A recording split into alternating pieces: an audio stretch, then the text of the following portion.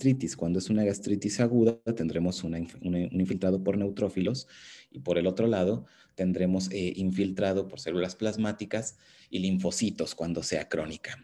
¿Cómo vamos entonces a diferenciar adecuadamente la gastritis crónica? Pues básicamente considerar que el proceso crónico de inflamación nos tiene que llevar a la remodelación del epitelio habitual, porque bueno, esto está generando un proceso de adaptación. Lo más común en la gastritis crónica, es decir, en la inflamación de la mucosa cuando esta es crónica, es que haya un proceso de atrofia gástrica. Esta atrofia gástrica, pues ya lo dijimos, nos va a llevar a un proceso de adaptación, es decir, a un rediseño de la estructura habitual de este epitelio que llamaremos metaplasia. Y esta metaplasia que tiene a bien el generar una replicación celular acelerada, sí que puede equivocarse y llevarnos a displasia. Desafortunadamente nosotros cuando pensamos en displasia, pues ya pensamos de inmediato en cáncer, y eso es más o menos correcto. Yo prefiero ser alarmista al respecto de estos cuadros que dejarlo pasar, y es un paciente que se va a su casa solamente con su omeprazol y no se le dice absolutamente nada más, y bueno, pues dentro de 5, 6, 7 años regresa a consulta y pues de ahí se va a oncología. Lo más común al respecto de la gastritis crónica es que esta sea la vía consecuente, digamos, de la inflamación crónica se pase a la atrofia gástrica, condicionando un fenómeno metaplásico, incrementando las posibilidades de displasia y terminando en un adenocarcinoma gástrico. Es por eso que es tan importante la toma de biopsia también en este contexto de la gastritis. Pero finalmente, la gastritis crónica tiene dos presentaciones, la tipo A y la tipo B, o la tipo 1 y la tipo 2. La tipo 1, que llamamos gastritis crónica autoinmune, y la tipo B o tipo 2, que es la gastritis crónica asociada a Helicobacter pylori. Esto es importante que lo tengamos muy presente, ¿no? Al respecto de la tipo 1 o tipo A, la gastritis autoinmune básicamente va a afectar al cuerpo y al fondo gástrico. Estas son las regiones típicas que se van a ver afectadas por el tipo de gastritis A. Entonces, ya que es un ejemplo de hipersensibilidad tipo 4, necesitamos obligadamente la presencia de anticuerpos. Recuerda, por favor, de tus clases de inmunología los diferentes tipos de hipersensibilidad, porque al menos este año te aseguro que cayeron tres, eso fue increíble, cayeron tres preguntas en el nacional de tipos de hipersensibilidad, ¿eh? Entonces, pues se está preguntando cada vez más sobre primer nivel, cosa que no está mal para nada, ¿eh? Pero bueno, que lo sepas. Entonces, la tipo 4, la hipersensibilidad de tipo 4, recuerda que va a estar mediada por inmunoglobulinas, se caracteriza por la presencia de anticuerpos y por lo tanto ya estarás pensando en la activación de linfocitos T, ¿no? En este contexto, pensemos que en la gastritis tipo A, nosotros tenemos inmunoglobulinas que están específicamente diseñadas para atacar a la hidrógeno potasio ATPasa expresada en la célula parietal. Esta ATPasa es la encargada de extruir a los hidrogeniones fuera de la célula parietal para incrementar la acidez gástrica. Por otro lado, en la gastritis autoinmune también hay anticuerpos o inmunoglobulinas que van a atacar directamente al factor intrínseco y entonces no tenemos absorción de vitamina B. Pero regresemos un momento a la célula parietal. Esta inmunoglobulina propia de la gastritis autoinmune crónica, la tipo A, cuando ataca a la TPasa, lo que va a hacer en condiciones, digamos, pues no podríamos decir normales, ¿no? Sino habitualmente, la inmunoglobulina que ataca a esta ATPasa, pues disminuye la secreción de hidrogeniones. O sea, si esta ATPasa no está funcionando, la célula parietal no puede extruir a los hidrogeniones y por lo tanto disminuye la secreción ácida en la cámara gástrica.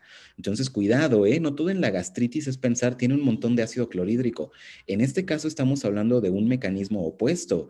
Las inmunoglobulinas que van a atacar a las ATPasas hidrógeno potasio de la célula parietal, de hecho disminuyen la secreción ácida y por lo tanto nuestros padecientes se encuentran en un estado hipoclorhídrico. Entonces, eso es muy importante.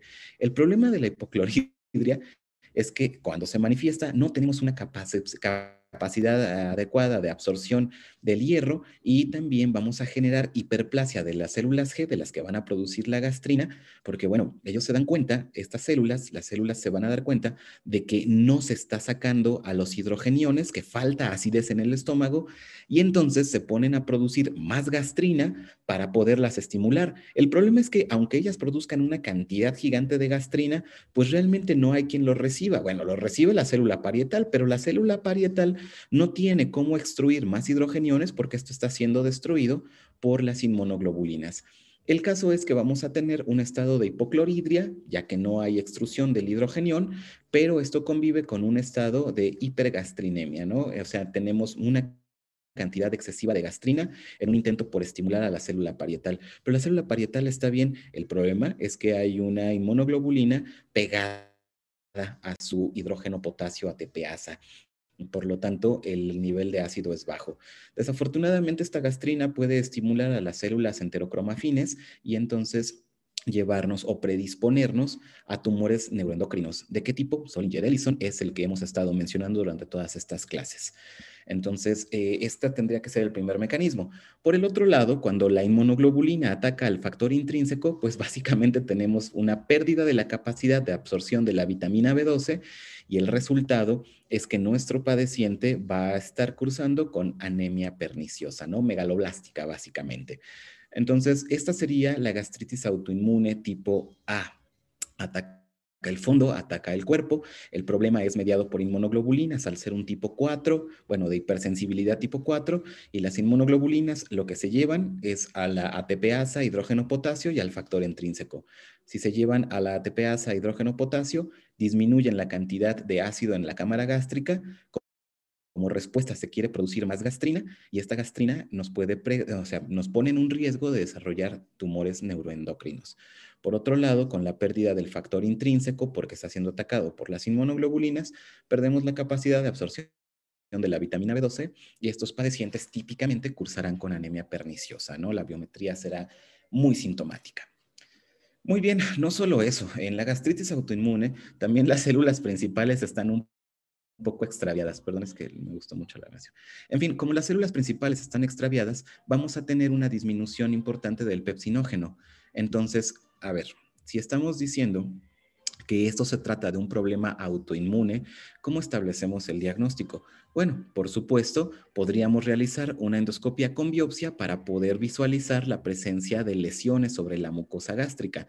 ¿Nos iríamos intencionadamente al antro pilórico? No, no. Hemos dicho que la gastritis autoinmune crónica típicamente va a afectar al fondo y al cuerpo. ¿Pudiera manifestarse en el antro pilórico? Mira, pues por poder puede hacerlo, pero lo más común es que afecte al fondo y al cuerpo. Por lo tanto, es en los lugares en donde estaríamos haciendo la biopsia. ¿Qué más necesitaríamos? Pues si es un problema inmunológico, entonces necesitamos la detección precisamente de las inmunoglobulinas. ¿Qué tipo de inmunoglobulinas? Bueno, pues inmunoglobulinas anticélulas parietales y antifactor intrínseco. Son los anticuerpos anticélulas parietales y anticuerpos antifactor intrínseco. Como le quieras decir, inmunoglobulina o anticuerpo me da lo mismo, yo prefiero inmunoglobulina, pero básicamente tendríamos que detectarlas.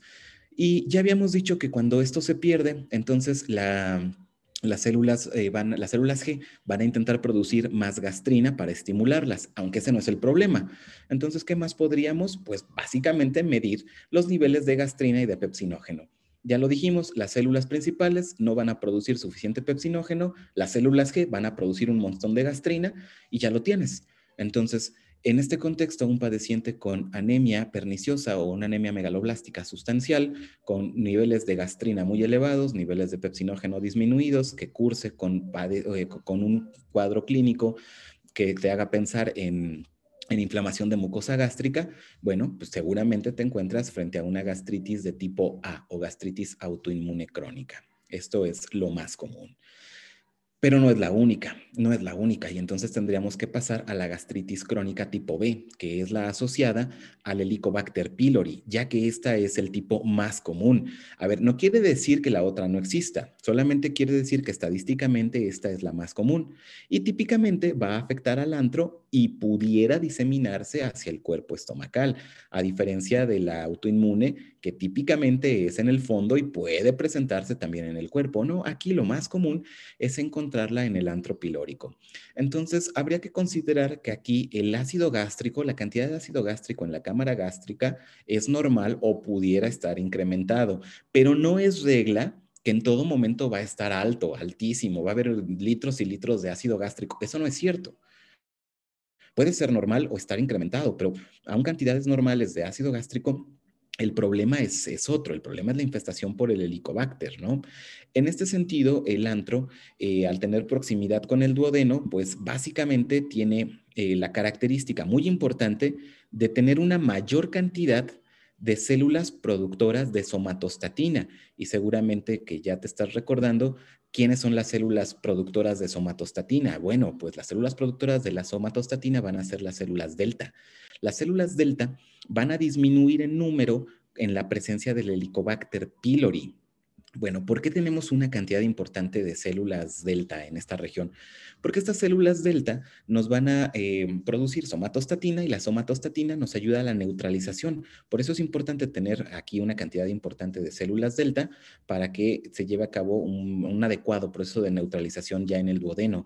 Recuerda que él no está tan adaptado como el estómago para estos niveles de pH tan bajo, ¿no? Por eso aquí hay una mayor cantidad de células delta. Sin embargo, en el contexto de la infección por Helicobacter pylori, van a disminuir sustancialmente las células delta. Si disminuye la cantidad de células delta, disminuye la somatostatina que se produce, pero bueno, recordemos que hace la somatostatina. En condiciones normales, la somatostatina nos tiene que llevar a la inhibición de la gastrina. Si no hay gastrina, entonces hay una disminución del ácido clorhídrico, porque recuerda, la gastrina estimula la producción de ácido clorhídrico por las células parietales. Entonces, ¿qué sucede si yo inhibo la producción de somatostatina? Pues lo que producimos es muchísima gastrina porque no hay quien la inhiba y como hay mucha gastrina, entonces hiperestimulo a la célula parietal y la célula parietal produce muchos hidrogeniones y por lo tanto tenemos un nivel muy alto de acidez, ¿no? Es decir, tenemos un pH muy, muy bajo en la cámara gástrica. Digamos, esta es la comparación del mecanismo fisiológico.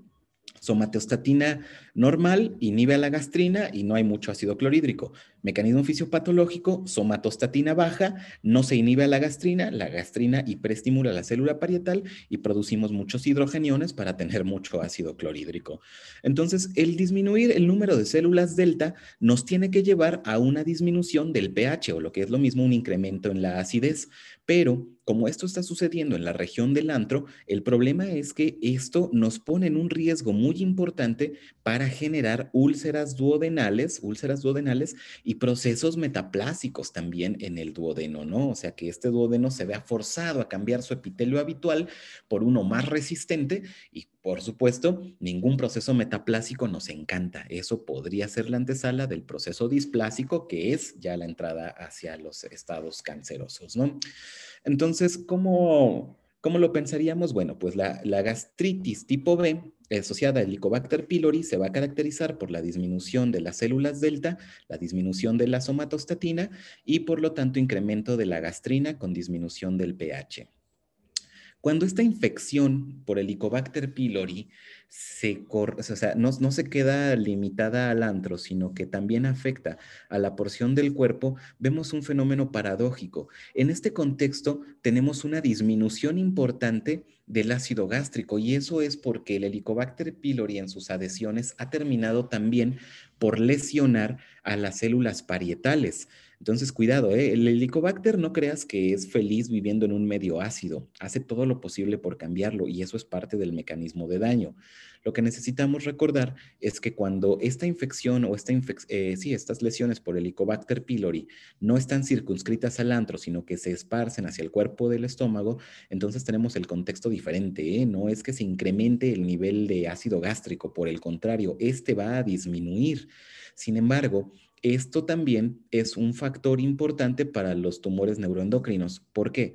Pues precisamente por lo que acabamos de explicar. Si disminuye la cantidad de ácido gástrico, entonces vamos a producir un montón de gastrina por parte de las células G, y ese incremento absurdo de de gastrina nos puede llevar a la estimulación de las células enterocromafines y por lo tanto predisponernos a tumores neuroendocrinos. ¿De qué tipo? Pues ya te lo sabes, ¿no? Un, un, un Zollinger-Ellison, un gastrinoma, pues bien que podría ser precursado por esta disminución del ácido gástrico.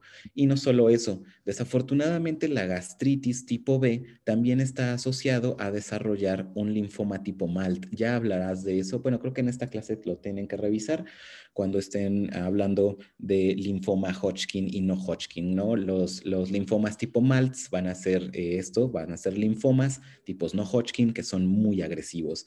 Entonces, como ves, hablar de gastritis asociada a Helicobacter pylori o gastritis crónica tipo B es hablar de más que solamente pues le arde cuando come. Eso es una locura, eso no tiene nada que ver, pues, pero bueno, bien. Hasta aquí pues no pareciera que Sean tenga todos estos problemas por el momento.